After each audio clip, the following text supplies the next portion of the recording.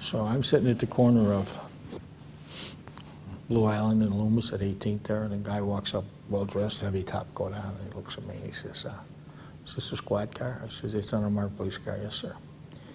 He says, well, I got the mayor of Chicago across the street in the currency exchange. Could you give us a ride to St. Pius? And I looked at him and said, you know, it just took me an hour and a half to drive about 4 blocks. Would you please play in your games? You got the mayor. You go bring him here.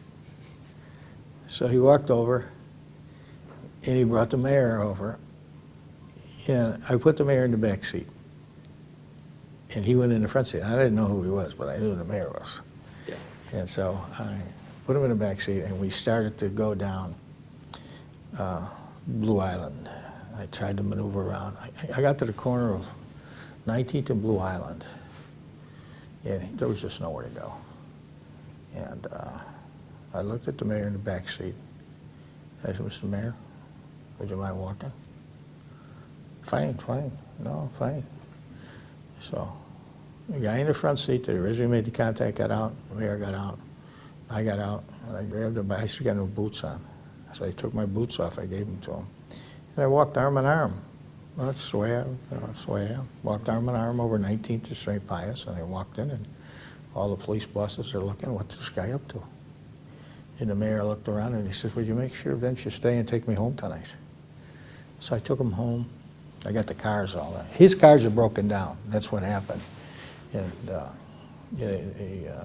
took him home that night, and he says, I'll get a hold of you. You know, I'm a young guy. And some time went by, and I got a call to go to the superintendent's office and the mayor's office, and we talked about coming onto the detail. I said I'd be honored. You know, I was going to law school. He said whatever you need to do, and it's really how it came together. You know, so that's a great story. An ugly night of snow can turn into something that's very good, and that really changed my whole career. Yeah. Meeting him that night changed my whole career.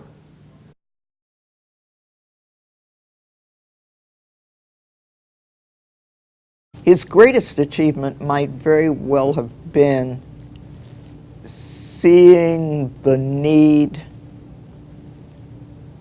within fairly limited parameters, of course, to bringing everybody into the tent. You know, there was no, back then, there was no large Hispanic or Latino population, but the black population was large and growing. And he brought them into the tent. Now, that's not to say he gave them any power, but he did bring them into the tent. And he clearly understood that.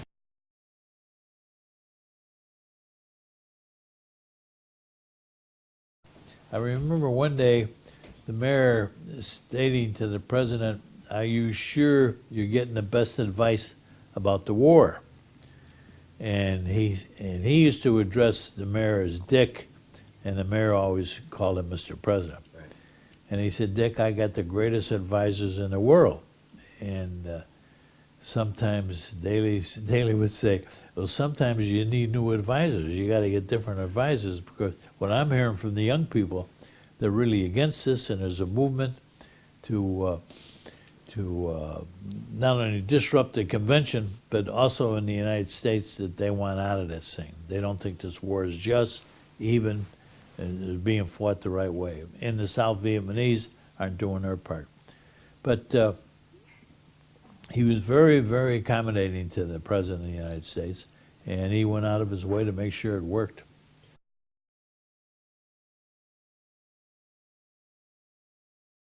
The next day I went back to see him, and I said, why'd you do that to me? And he said, what do you mean? I said, Mr. Mayor, I came to see you. I asked you. You know, I mean, if you didn't think it was a good idea, why didn't you just tell me that? You know, he said, listen, I've already gotten it from Sis. She's furious at me because she liked me a lot, you know. I already got it from her. Don't go through. He said, Neil, you never go in the room if you don't know where the cards are. Yeah. And I said, well, that's good advice, Mr. Mayor. I guess I thought I knew the dealer. And that was the end of the conversation.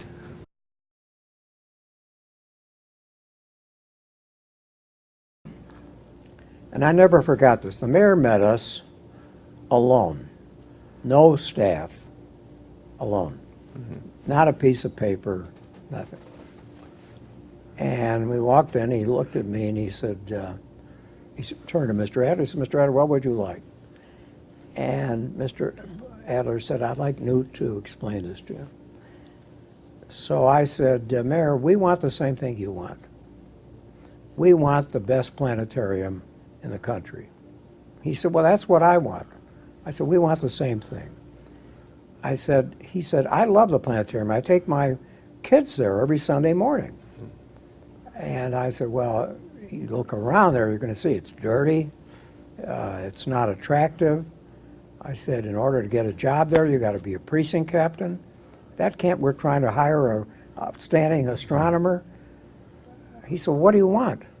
I said, we would like an amicable divorce from the Park District. And I'm going to give you a memorandum, which we gave him, which all the steps that were needed to do this. And he said, all right. He said, I'll look it over. And he turned to Mr. Adler again, and he said, Mr. Adler, who should I get back to? And he said, well, call Newt. A week went by, the mayor called me. And he said, quote, you've got it. I said, I got what, Mr. Mayor? He said, you got what you came to see me about. He said, I'm very busy. You've got it. I said, Mayor, that requires changing a lot of state statutes and changing the Park District. He said, you got it. Goodbye.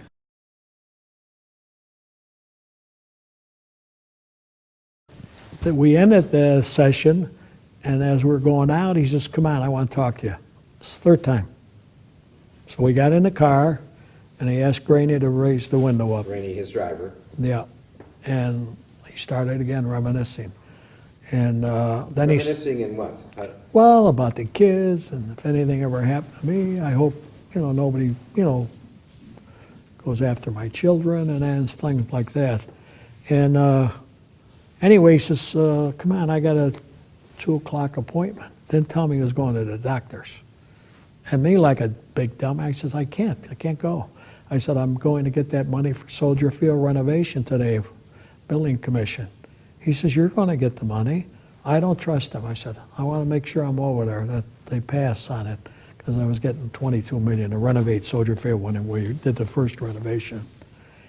So I left him at 10 after 1. I'll never forget it till I die.